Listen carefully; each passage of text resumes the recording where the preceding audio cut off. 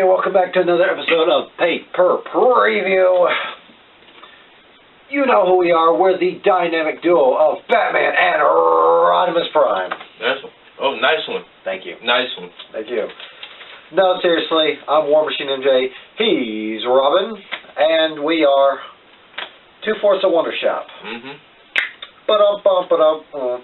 Yeah. Anyway, we're here to bring you a preview of NXT Takeover Canada, Which will be live in Toronto. Yep. In the 6, as Drake likes to say. Views from the 6. Yeah, Views from the 6. Great album, by the way. Yep. And Survivor Series too. Oh, I didn't know Survivor Series was in the Great White North. Yeah. I thought it was going to be in like New York or something. No, both shows are going to be in Toronto. They could say it's a WWE takeover of Canada. Yeah. A Canadian WWE takeover all weekend. Hey. But as he said, we're doing Takeover and Survivor Series, but we're going to start off with Saturday, which is tomorrow, the night before Survivor Series, NXT Takeover Toronto, live from the Air Canada Center. And from the looks of it, 5 great matches on the show, 5 great matches on the card. In no particular order, we'll just go ahead and start off. The finals of the Dusty Rhodes Tag Team Classic. TM61 taking on the Authors of Pain, but there is a stipulation. Paul Ellering, who manages AOP, will be in a shark cage, and he's going to be suspended above the ring. Now, if that were me, they would have to tarp the entire ring, because I'd be pissing myself. I'd be kind of scared. Now, I'm not going to say I'm afraid of heights, because I'm not. Well, somewhat, but I'd be looking down like, oh shit. I mean, I got that fear of heights, but if it's unstable platforming, you know, where it shakes a lot and support my weight too much, that's where I start fearing for my life. But if it's like stable platforming, I'm okay. Yeah. But if I was in that shark tank, ooh, baby, it would not be a pretty experience. Yeah, and it's not the first time Ellering has been in a shark tank. Well, shark cage, excuse me, suspended above the ring. That happened to him before, long time ago, back in the NWA Jim Crockett days. In fact, it was in Hotlanta. Yeah, and that was so long ago. But anyway, getting back to this match, how you feel about this match? I think it's pretty funny because at the beginning of this tournament, me and Rod, we picked who we thought was going to win this tournament, who we wanted to win it all. Lo and behold, it is exactly who we picked. He picked AOP, I picked TM61, and it's definitely, it looks one-sided. Yeah, it definitely does because, I mean, Authors of Pain, 2 big heavy-set guys, then you got TM61, they're slim, they're giving up a bunch of weight. But I really think this is going to be a good match, with the advantage going to TM61 being that Paul is going to be suspended above the ring. Not to mention that TM61 has spent, years as a tag team. Right. So they got the experience in the ring as well. And AOP, they're on the come up. You know what I'm saying? I like what they're doing right now. I mean, their X factor is just that brute force of power. Yeah, definitely. But they still got a long ways to go. But with all that being said, I'm picking Authors of Pain. You're picking TM61? Yes, because they are the mighty, and the mighty just don't kneel. No, they do not. So we're split on that one. And we'll move forward with the preview, the Battle of the Canadians. The Perfect 10, Ty Dillinger, taking on the glorious one, Bobby Roode. I tell you what, like me and him, we were talking while we were watching NXT. When these two come out, the crowd is going to go stupid. The building is just going to blow up for both of these guys. I mean, they're going to blow up when Ty comes out. They're going to start singing when Bobby comes out. I mean, how can you not root for these guys? I mean, they're the hometown boys. Both of them are for Canada. Both of them are from Canada. And it's just going to be a great match, possibly a show stealer. There's no way it cannot be a show stealer, being that these two guys are from the same country. So, I mean, Me, I'm picking the perfect 10. Who you picking? I'm going to say Bobby Roode. Oh, okay. So we're split again on this one, but again, it's going to be a good match. But like I was telling him, win, lose, or draw, they need to move Ty Dillinger up. Hell yeah. I mean, whether he's on SmackDown or Raw, it doesn't matter. I'd rather see him on SmackDown. It's going to be interesting to see when he finally gets called up to the main roster. And Bobby Roode, they could definitely use him on the main roster right now. They can use both of them. But I think, they can wait a bit on Bobby Roode. Yeah, they'll probably will. But moving on, the NXT Women's Championship on the line. Asuka will defend the championship against a seasoned veteran who's been in the game for quite some time, been in the business for Lord knows how many years, Mickie James. And Asuka, when she saw Mickie on that screen a few weeks ago, she was ready. She was like, bring it on, I'm ready. That death grin was fired up. Yeah, and she was pretty excited, but in fact, I was excited when they broke the news on Facebook. I flipped my shit. Yeah, they already had taped it, but they showed it to us. Well, they taped it in advance, but they decided to show it to us afterwards. But still, I mean, the cat was already out of the bag. But still, I think this will be a good match, an excellent match. Like I said, Mickie, she's got the experience. Asuka's been in the game for quite some time. Asuka, she's pretty much undefeated since she's been in NXT. Mickie James, 5-time women's champion in WWE. Has beaten two of the best women WWE has to offer. Yes, definitely. She's won titles all over the world, TNA included. But anyway, I'm going to pick Asuka. I am too. So, I mean, like I said, seeing Mickie James come back is definitely good, but there's no way they should put the belt on Mickie. Not taking anything away from her, but Asuka. I will say this. This match could be in contention for match of the night. Definitely. All 5 matches could. Yeah. Yeah. I mean, for once, there's not, a single meh kind of match. Yeah. There's always that single meh kind of match. Yeah. But let's move on to a match that I think will definitely be another show stealer. The 2 out of 3 falls match for the NXT Tag Team Championships. The top guys, the best tag team in NXT right now. Dash and Dawson, the Revival. They're defending their belts against DIY. #DIY. #DIY. Tommaso Ciampa and Johnny Gargano. This rivalry has just been fantastic from Brooklyn all the way to Dusty Classic. In fact, before Brooklyn, all the way to now. This match, I mean, MJ, where do we begin? Where do we begin? Yeah, Gargano and Ciampa, really fucking amazing team. Yes. They are a clash of styles, packaged together beautifully. Gargano, innovative offense, tactical, and Ciampa, what can I say? Ugly offense. Just smash mouth. Just brute, smash mouth, gritty offense. The Revival, I didn't like them at first, but I've really caught on to them. What more can you say about them? They're just that real modern day throwback tag team, as we say on the preview shows all the time. The Revival are pretty much doing their thing, and I'll be so happy when they get called up to the main roster. Yep. I mean, they're definitely a revival, no pun intended, of the old, smash mouth, tag team style, where you cut off the ring, you use you use the environment to your advantage. Yeah. I mean, you work a body part, just keep them grounded, keep them on your level of the side of the ring. Like he said, just cut off the ring in half, do what you got to do.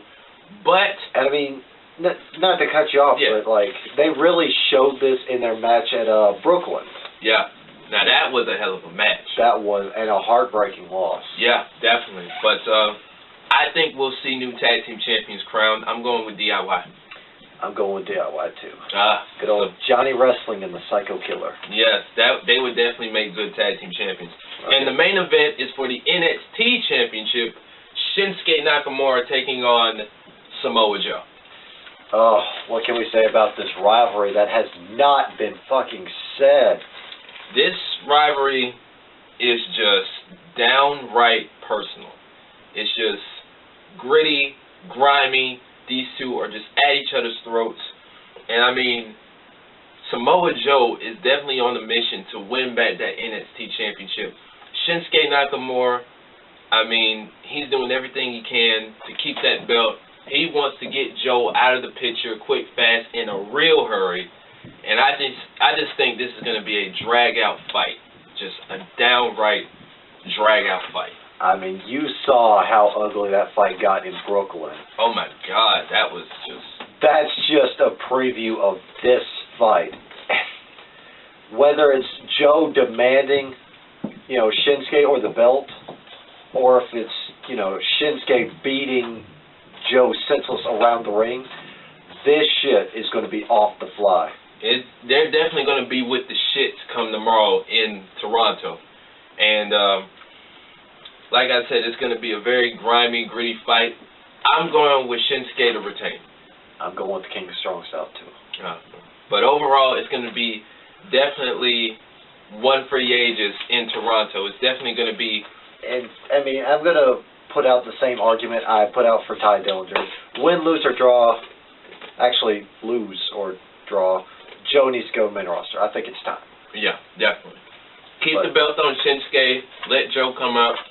And, it's time.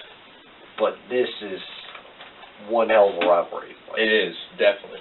Would you say it's better or worse, better or about the same as Joe's rivalry with Balor? I'd say the Finn Balor-Samoa Joe rivalry is a little better than Shinsuke and Joe right now. But not that I'm saying it, I don't like it, but I'm taking Joe versus Balor. Okay. Now, let's move on to Sunday's event. I thought you wanted to split it up in 2 videos. Huh? I thought you wanted to split that up in 2 videos. I thought we were doing 2 and 1. Okay, all right. I can just snip it around. All right. Oh, well, yeah. All right. But anyway, moving on to Sunday's event, it is Survivor Series. Now, it's fantasy warfare come to life. We're always talking about fantasy warfare. And... Oh, not just fantasy warfare. This is brand warfare. Brand warfare. SmackDown Live going against Monday Night Raw. And we can't forget about Brock Lesnar versus Goldberg. The rematch. The rematch. And hopefully this will be better than what they had 12 years ago at Mania 20. But, it's a lot of matches, a lot of stipulations with these matches. But let's just jump right into it. The WWE Intercontinental Championship will be on the line. Now, originally it was going to be Dolph Ziggler versus Sami Zayn, but The Miz is champion again. Therefore, it's going to be The Miz defending and representing SmackDown, taking on Sami Zayn, who is representing Monday Night Raw, and Stephanie McMahon, Raw Commissioner Stephanie McMahon, has definitely made an ultimatum for Sami Zayn. She's made it clear she doesn't like Sami Zayn, but she's made it also clear that he better win come Sunday. If Sami Zayn wins, the Intercontinental Championship will go to Raw. What are your thoughts? I mean, originally, Dolph Ziggler versus Sami Zayn, match of the night, fantasy warfare would have been a fantastic match. Agreed. But this swap with The Miz ain't going to hurt it too much. Yeah. And everybody, you all know how much disdain I have for The Miz, but I think The Miz will have a great showing come Sunday. Of course, he's going to have his beautiful wife by his side. I think this will be a good match, but I do see the Intercontinental Championship switching over. I'm taking Sami Zayn. It's about time that they put a belt on him, make him worth something, utilize him properly, and again, I'm going with Sami Zayn. I'm going with Sami Zayn too, but I see the scenario as Zayn wins it, he gets traded to SmackDown for The Miz. Awesome. That's a good scenario. And then we get to see Sami Zayn versus Ziggler. Yes, yes, yes. Very good scenario. I like his idea. Yep. We shall see how that turns out. By the way, Team SmackDown for the win. Yeah, Team SmackDown. But anyway, moving on, the WWE Cruiserweight Championship is on the line. It's going to be the Brian Kendrick taking on Kalisto. I was very surprised when they picked Kalisto to represent SmackDown. I mean, Kalisto is amazing. Definitely, definitely. They really don't have anybody else for SmackDown, so why not pick Kalisto? Actually, truthfully, I forgot Kalisto still worked with WWE. Just like I forgot Sin Cara, if he's not too busy trying to fight people. Yeah. But anyway, if Kalisto is to beat the Brian Kendrick on Sunday, the entire Cruiserweight division will get traded to SmackDown. And honestly, me personally, I want to see the Cruiserweight title and the division on SmackDown. And not just that, but Kalisto will be Cruiserweight champion as well. Yeah, that's what I meant. Oh, you know, okay, all right. I'd rather see, that's what I'm picking anyway. Yeah, I know, but like, you didn't specify that. Yeah, like yeah. You just said the division moved. Yeah. But anyway, you know, like I said, if Kalisto wins the title, the entire division goes to SmackDown. I think this will be a kick-ass match. Hopefully they won't put this match in like a dud, because once they put it in a dud, it's just like, we don't even care anymore. Like Hell in a Cell, they put it in a dead zone. Yeah, definitely. And I mean, that was such a great match, but they just dead zoned it. But yeah. I'm picking Kalisto. Now, it's no secret, Cruiserweight's getting their own show in a couple of weeks. Mm-hmm. So it makes sense to put the belt on Kalisto, and the Cruiserweight division moves to SmackDown, because they're going to start, you know, taping WWE 205, wasn't it? It's 205 Live. 205 Live right after SmackDown. Mm-hmm. And, you know, I'm definitely intrigued to see what that show's going to be like. It's going to be fantastic. Not that I'm saying the Cruiserweight division on Raw hasn't been good, because they've had some good matches. It just hasn't really... They haven't built it up, and when they have, it's just hit that dead zone. Well, not that. It's just kind of like they're throwing it around in different spots. Because, like, you think about WCW when they had the Cruiserweight division. Sometimes they would have a high-profile match on first, then the Cruiserweight division. And the Cruiserweight matches then, when WCW was around, was pretty badass. Yeah. And I mean that in a good way. It's pretty much like the Cruiserweight division matches have been just like icebreakers. Yeah. But, you know. And it's done more harm than good. Yeah. But before we jump to our next area, I want to ask something. Okay. Now, when the story broke about 205 Live, somebody pointed out that they should have done it at Full Sail instead of, you know, whatever arena SmackDown was at. Yeah. Do you agree or disagree? Both. Both? Both. The reason I say both is because with Full Sail, they already do enough. I mean, they did the Cruiserweight Classic, they do NXT, they do other stuff at Full Sail. So I get why people want to do it at Full Sail. And then whatever arena, whatever city SmackDown's in, you know, the crowd, at least it's not like Monday Night Raw, where it's like 3 hours, you know, SmackDown's like 2 hours long, and then they got to fill that time slot after SmackDown goes off the air. So it's kind of like agree and disagree. I kind of see what people are saying. Yeah. So, I mean, I agree with it being at Full Sail, because crowd at Full Sail, they know what's up. Yeah. And that place was jumping during the Cruiserweight tournament.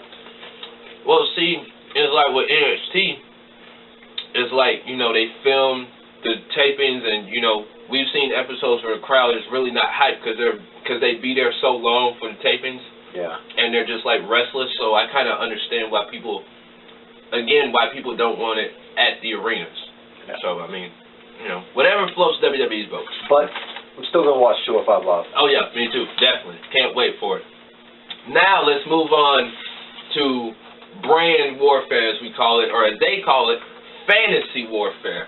Raw versus SmackDown. No, it's not fantasy warfare. Fantasy warfare is something that could never happen. This is brand warfare. Yeah. Raw, SmackDown, button heads like the old days. Definitely, definitely. And before we get into the elimination matches, like me and him were talking, they've really made Survivor Series feel like something. It's not just a pay-per-view with a name. They've actually made it feel like it's worth watching, like we want to see it. Now, 6 hours, but the build-up, the promotion of it, I like it. They've actually invested a lot of time. And, you know, I'm not worried too much about the extra 2 hours. I'm more or less, you know, invested in the 4 hours. Right. So, let's just jump right into it. Like he said, it's brand warfare. We're going to start off with the tag team edition of brand warfare. Team Raw will be led by the New Day, the WWE Raw Tag Team Champions. Their partners will be Cesaro and Sheamus, Gallows and Anderson, Enzo Amore and Big Cass, and the Shining Stars. Why the fuck is it the Shining Stars? Why did Golden... Wait. I answered my own question because Raw's tag team division sucks. It does. Well, SmackDown's isn't too bright either, but at least it's better. SmackDown has more variety with their tag teams. Well, yeah, but... By the way, Revival needs to go to Raw. My question is, why did Golden Truth give up their spot for a fucking timeshare in Puerto Rico? Better yet, why were they even on the team? Because somebody got a hold of the network and they thought, hey, let's recreate Booker T and Goldust all over again. Before I get into Team SmackDown, did you see Takeover for 3? Did I not? Yeah, I did. With Goldust and... Yeah. Yeah, I like it. Booker T he's pushing for Golden Truth to be tag team champions one day. I mean, they're good. Yeah. If they knock off this comedy shtick. Seriously, it's not funny anymore. Yeah. Anyway, they're taking on Team SmackDown, led by Heath Slater and Rhino, the SmackDown Tag Team Champions. He's got kids. He's got kids, damn it. He's got kids. And their partners will be the Hype Bros, American Alpha, the Usos, and Breezango. Jesus Christ. Now, listen. I can actually deal with Breezango being on the team more than I like the Shining Star. I don't like either team, but if I had to pick, I'm going with Breezango, damn it. Yeah. Like Malcolm called me last week. I told him I even forgot that Breezango was still around. I forgot too. Yeah, but when I saw that segment on Raw last week that would never fucking end, golly, I was like, Raw's tag team is just weak. It's fucking weak. Yeah. Not because they got the Shining Stars, but it's just like they got all these teams and they're just like, what do we do? SmackDown's team is just like, okay, we got this. You see, both tag team divisions are like a pool. Raw's is the shallow end, you know, with the kiddie pool. SmackDown's is like the deep end. It's like the deep end is like when you get halfway and then you start drowning, you realize, oh shit, I can't swim, so I have to go back to the kiddie pool. Yeah. I mean, that's not a bad thing. That means SmackDown's got more diversity. They got better tag teams. Yeah. In a sense. And they don't get on TV and doing fucking long ass promos that will never end. So you know what? I don't know how you guys feel. I don't know how you feel about it. I'm going Team SmackDown. I'll say it again. Team SmackDown for the win. Definitely. I feel like their key feature in all this is American Alpha. Definitely. They're gonna definitely have a showing Sunday. Now, let's move on to the women's side of things. Raw versus SmackDown, the women elimination matches. Team Raw will be led by Raw Women's Champion Charlotte Flair, Nia Jax, who is one of her partners, also Bayley, the Boss Sasha Banks, and Alicia Fox. Holy shit, she still works there? Yeah. Holy shit, she's not injured after getting, like, ran the fuck over? No, she, surprisingly, now, when I texted him about this, I said that I was picking Sasha and Dana. Now, apparently Dana's going to be out there, but they got Alicia Fox as the 5th member of the team. Why Alicia Fox? I would have been happy with Dana Brooke. I would have picked Alicia over Dana, honestly. Anyway, they're taking on Team SmackDown, with Captain Nikki Bella, the women's champion of SmackDown, Becky Lynch, who should be the captain. Yeah. Because it really doesn't make sense. You have the champions as the captain, but you got one team where the champion is not the captain. I mean, I agree with this. Also, for the fact that I don't like Nikki Bella at all. Yeah, I just don't. Nothing personal. Yeah, nothing personal. Nothing personal. He just doesn't. Anyways, I don't. Their three partners are Carmella, Alexa Bliss, and Naomi. And Natalya is a SmackDown coach. Natalya should have been on the fucking team. Well, I mean, say what you want, but she's pretty much the most what did I say earlier? Experienced. The most experienced in the division. She has been there the longest. Yeah, former champion. I think they ought to give her another run with the belt sooner or later. They definitely, because she hasn't had the title in like forever. Yep. But you know, Tuesday, the Raw Women's team invaded SmackDown.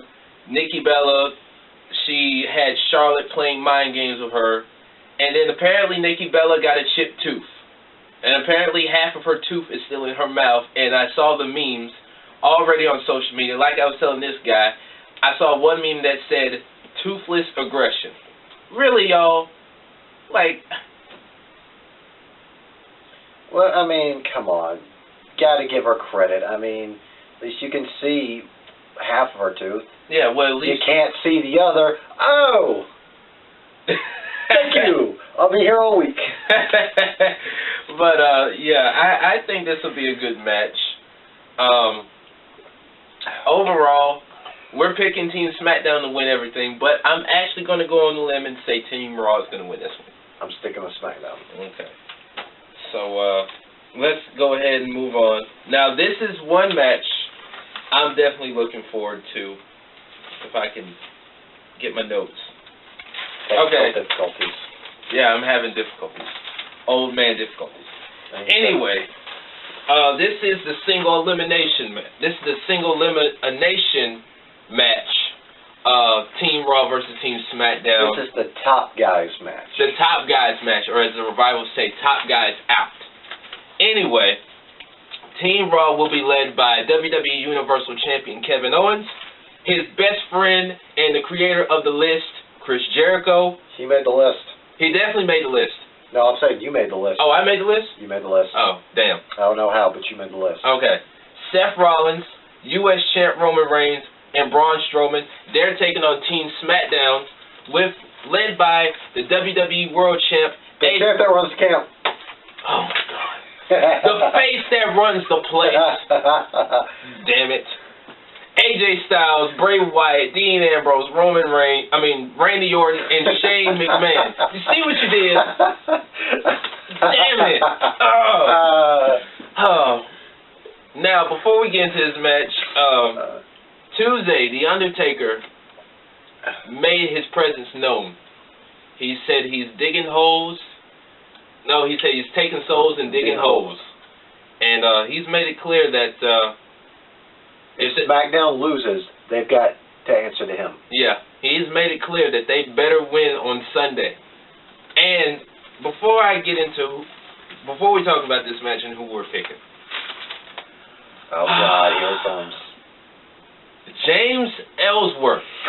James fucking Ellsworth I knew it was gonna come is the fucking mascot for Team SmackDown. What the fuck? I can deal with Dana Brooke and Natalya being out there. I can deal with Natalya being the coach for the women's team. But fucking James Ellsworth is the mascot? Well, I can't wait to see what his costume's gonna look like on Sunday. God, when Shane McMahon announced that he was gonna be the mascot, I was just like, I lost all hope in humanity. I'm done. I can't. I just can't. But enough about James fucking Ellsworth and his no chin music. What are your thoughts on this match? Yeah, originally Shane McMahon wasn't in there. It was Baron Corbin, but Baron Corbin didn't want to play nice with others. Yeah, and he ended up getting hurt. You know what I'm surprised at? I'm surprised that John Cena wasn't a pick for this team. Yeah, I think he's filming for his other show. But I won't be surprised if he just comes out of nowhere. Da da da da. Yeah, but yeah. Well, you should be wary. There's other things coming out of nowhere. But anyway. Anyway, I think this will be a really good match. I mean, despite that James fucking Ellsworth is going to be out there. Lord have mercy. I can't deal. I swear to God, I can't deal. I don't, like I said, it's a shtick that's working. The fans are getting behind this shit, so. Yeah. But I'm like you, it's going to be a very good match. Both teams, they really have played it loud. They really played it like it really means something. Again, they really promoted Survivor Series now, like a pay-per-view. Now, basically, I believe it's how it went on Raw, but Stephanie pretty much just threatened the Raw guys, saying if you lose, there will be consequences. Yeah, she told them, you better win because your jobs depend on it. And Undertaker, he pretty much laid down the law, like, you don't win, you're going to answer to me. Now, when they had the state of debate, it was a big thing about Daniel Bryan, how he did the shoot on Mick Foley. He mentioned TNA on Monday Night Raw. Now, Daniel Bryan does have a point. Mick Foley was in TNA. He became the fucking world champion in TNA. How about that? Yeah. And that lasted like that. So it's really not much to say. But anyway, getting back to this match, I think the MVP, like if you could pick an MVP for both teams, who would it be? Well, champion or not? For SmackDown, James Ellsworth. I'm playing. Who would I pick? Let's say AJ Styles is the MVP for SmackDown. Who would you pick for Raw? For Raw, let's say Seth freaking Rollins. No, I'm going to say AJ for SmackDown. Since you picked Rollins. You're going to say KO, aren't you? I'm going to go Braun Strowman. Okay, all right. I think he'll be a dark horse in the match. Hopefully he won't get eliminated early, but I think he can be the MVP of Team Raw. What I can't wait to see is when Braun steps in there at the same time as Bray Wyatt. Oh, Lord. That's going to be something. I think the crowd will go crazy for that. I think the crowd's going to go apeshit. Yeah, but if you were to ask us who we're picking, easy. Team SmackDown. Now, aside from SmackDown being a far superior show, I can actually say why I'm picking SmackDown. SmackDown seems to have their ducks in a row when it comes down to teamwork. Because, I mean, on Raw, you got Jericho, at Rollins' throat, and etc. Got KO at Roman's throat, etc. And you got Braun, who pretty much is ready to bowl over everybody. Raw or SmackDown. Meanwhile, on the other side of the camp, with a certain champ, and the other guy that runs the place, the other McMahon that runs the place. Anyway, you got Styles and Ambrose at each other's throats. Then you got Orton and Bray working together. I still think he's setting him up. Yeah, it's a shoot, but it's going to be good once it reaches the point. Yeah. And you got Shayna Mac, who's pretty much going to be the glue. Then you got James Ellsworth being the motivational glue. More like duct tape. I'm sorry, but that gimmick is killing it right now. It doesn't need to change until the crowd gets bored of it. Well, excuse me. Like I said earlier, they're overusing him. They're somewhat overusing him right now. But hopefully he won't. Hopefully he won't get in the way and cost SmackDown the match, because Undertaker gave him a tombstone on SmackDown. Oh, wow, I didn't know that. Yeah, I think they say he gave him a tombstone on SmackDown. Okay. But to counter your point about them overusing him, think about it this way. If SmackDown is overusing him, then Raw would be overusing the fuck out of him. He would be on TV every 5 minutes, whether he had something to do with that storyline or not. You have a point. So, you have a point. Because Monday Night Raw is hit and miss. And, you know, we could gloat about SmackDown all day. But you actually have a point. Facts are facts. I cannot disagree with you on that. As much as I'm not a fan of James Ellsworth, he has a point. They utilize him just enough on SmackDown. Yeah. Now, let's get to the main sauce, the main event, the hot potato match of the night. Brock Lesnar versus Goldberg. No, you said it wrong. It's going to be Brock Lesnar versus Goldberg. Yeah, what he said. You got to put the epicness behind it. Ah, yeah. I just... Not to mention, you got to put the Heyman behind it. Because, you know, Heyman, he just sounds like he's about to have a hernia. Yeah. Every time he says Brock's name. But anyway... Almost like he hates the dude. It's like he just hates everybody when he says, Brock! I'm like, Heyman, calm down, bro. I'm like, dude, what, did he not pay you back or something? Yeah, like... Did he suplex your car because transmission accident? Did he not get you enough hair for men? Did he not give you a place in his cabinet for Suplex City? Yeah. But anyway, basically, you know, this show is not only revolving around the Raw versus SmackDown stuff, but it's also revolving around Brock Lesnar versus Goldberg. And, you know, Goldberg came back, he talked about, you know, being the guy in the game, the cover boy for the game, going around the world, wanting to be a superhero for the kids. And I'll never forget when Brock, he told Heath Slater, I don't give a shit about your kids. And then beat him up. Yeah. But Brock is Brock. Suplex City, we already know about that. Go in, fight, leave. Yeah, go in, fight, leave.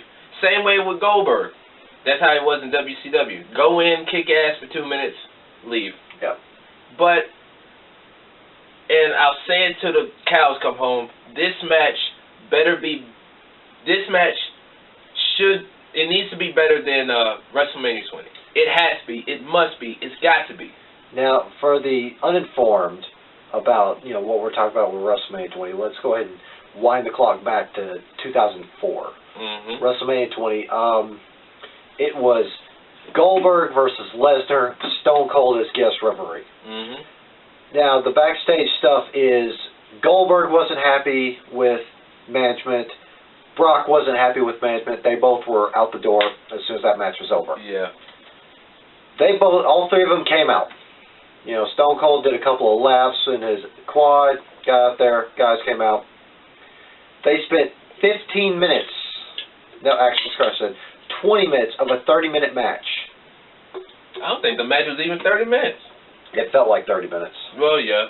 Felt like an hour and a half. All they did was pace, snarl, and mouth at each other.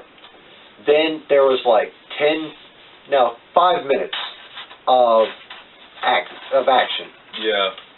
Like, as soon as they got in each other's faces, the crowd was just like ripping this match in a new asshole. It was ripping this match a new vagina. Yeah, they were just chanting boring. Yeah. I mean, not to keep cutting you off, but the build up, you know, when it goes back to when Lesnar was champion that year. Yeah. When he faced Eddie Guerrero. Goldberg cost him the match, and then, you know, the match got set up. They did the build-up. It was, you know, we were thinking like, oh, shit, this match is going to be great. Like you said, they have this match, and we're just fucking bored to death, pissed off. It reminded us of when we watched Fastlane last year. Yeah. Even worse. I don't know. This match from 2004 and Fastlane from last year is up there. Pretty neck and neck. Uh-huh. But anyway, Goldberg got the win. Lesnar was out the door. He flipped the bird off to the fans. The saving grace of all that carried the night through, Stone Cold dropped both of them. Yeah. Stone Cold stunned, beer bath. Yeah. Raised hell, left. Goldberg, I think he did some stuff in Japan, if I'm not mistaken. Yeah, him and Brock both did stuff in Japan where they met, you know, Shinsuke. You know, Shinsuke's good friends with him. Yeah, and even before that, Lesnar tried out for the NFL. Wait, I thought it was a wrestling then NFL. Yeah, that's what I meant. When he left, he tried out for the Vikings, but he made the practice squad, didn't make the team. Anyway, we all know he went to UFC, dominated. Lesnar came back, Goldberg came back. Now we have this match. Long story short, we're anticipating a great match. Now, not to cut you off, but here comes reality. Lesnar, top of his game. I mean, when he gets into the nitty-gritty of the match, he doesn't look it, when his face starts going technicolor. Yeah. And then he starts huffing and puffing real bad. Yeah, even though it's like 5 minutes in the match. Yeah. And all he's done is just throw people. Anyway, but he's physically fit, because that's all he does is fight, gym, home. That's all he does. But Goldberg, out of the game for 12 years. 12 years, yeah. Since Japan. He's been out of the game since Japan. Recently started going back to the gym, getting back in shape. He looks fantastic. Definitely. He looks better than he was in WCW. Yeah. He was fit in WCW, but now at 50 years old, not a lot of 50-year-olds can say they look that good. No homo. Yeah. His mic skills have improved tremendously. He's comfortable in front of the camera. Well, when he came back, a lot of people said that WWE just told him to say what he wanted. Yeah. No script, no nothing, just go out there and talk. Yeah, because you saw that, and, he was getting choked up in the middle of it. So, yeah. Yeah. He's able to ad-lib. Anyway, but here comes reality. Goldberg has the apparent ring rust. When, he did that spot on Monday night where he dropped Rusev and dropped Heyman, he slipped. He slipped with the lockup. I think it was kind of Rusev's fault, though. I want to say it's Goldberg's, because, he hadn't stepped back into the ring in ages. Yeah. And then this past Monday night, where he was tackling through security, he posted up on Twitter, saying, my body feels horrible, so he could have injured something. So, we're anticipating a good match. Let's just hope it's not another dud where they either, put on a half-ass match because somebody's injured, or they build this up and have to rematch it somewhere down the line. Because that's just going to be, okay, we're going to suddenly pull this back up, we're going to try and keep this running. Yeah. So, here's hoping this match actually goes off to, this weekend. I'm definitely intrigued to see how the ring rust is with Goldberg, being he's been out of the game for quite some time. And I was debating on who I wanted to pick. I'm picking Goldberg. I decided I'm going to pick Goldberg. Because there's no way he can come back and lose. Yeah. Well, I mean, I know you don't, as another person, you don't like The Rock. He came back, won, then he lost again the next year to Cena, but that's a whole nother story. What made me bad about The Rock, short time, a quick time for this, so it's just his first match back when he came back the second time was a championship match. That's all I'm going to say, and we're going to move on. Yeah, but anyway, I'm picking Goldberg against Lesnar. I'm taking Goldberg. I'm picking Goldberg, because it's going to feel really stupid that he goes in and lose. Yeah. Now, it's, not to cut you off, it'd be like, if it wasn't for that unfortunate accident, it'd be like Sting coming back, or coming into WWE for his very first match, and he did lose his very first match. Yeah, WrestleMania. I forgot, I was thinking Night of Champions for some reason. WrestleMania last year against Triple H, in which he should have never lost. He should have never lost. But anyway, I can understand if they want to even the odds with Lesnar. Yeah. Have Lesnar win, but we're taking Goldberg. But, here's hoping that match goes off, and we feel like Survivor Series is going to be fantastic. My only problem is they're doing the 2-hour pre-show, 4 hours with the main show. That's 6 hours. Then Monday night, 3 hours. Tuesday night, 2 hours. Wait, you forgot, I think it's 3.5 because they got the post-show. Oh, yeah. I don't watch the post-show. Yeah. I'm not counting the post-show. Anyway. What about Talking Smack? I don't watch that either. Really? I hear it's good, but I just don't watch it. Yeah, they had another moment where Miz shot on Daniel Bryan again. This past Tuesday? Yeah. Really? We got to watch that? Yeah. Okay. Anyway, But within 3 days, that's almost 12 hours of television. But, you know, like we said, Survivor Series, it's really being played out as a great show. You know, I'm looking forward to it. I'm looking forward to TakeOver. So here's to WWE and some great action this weekend. Yep. Canada better be ready. Yeah. Because it's a total WWE takeover. Yeah, they're definitely taking over in Canada. But any last remarks before we close out? May the strong survive. Yeah, may the strong survive. May the strong win. Team SmackDown for the win. Team SmackDown, baby. But anyway, that is our paper preview of both NXT Takeover Toronto and Survivor Series. We're looking forward to it. Hope you are. I'm the one and only Rodimus Prime with... I'm War Machine MJ, and we will see you fuckers next time. Bye-bye. Alright. So I might as well go ahead and get into the review. Review? Yeah. Okay. Do you need your phone or what? Yeah, I need my pad. Your pad or your phone? My pad. Oh, I thought you wrote them down. No, that's why I said I didn't have time to write them down. No, I thought you typed them down on your phone while we were riding. Oh, no. I didn't. I got them on my pad. Okay, good. You at least Yeah, I got the, what's that, the Wikipedia app? Yeah, Wikipedia. All right. Yeah, so I can just,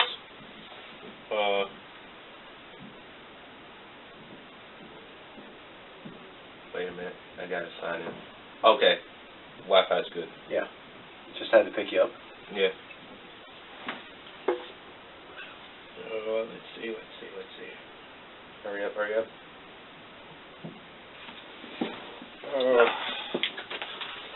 How much battery you got? We're good on battery. Nope, we're not good on battery. Oh, shit.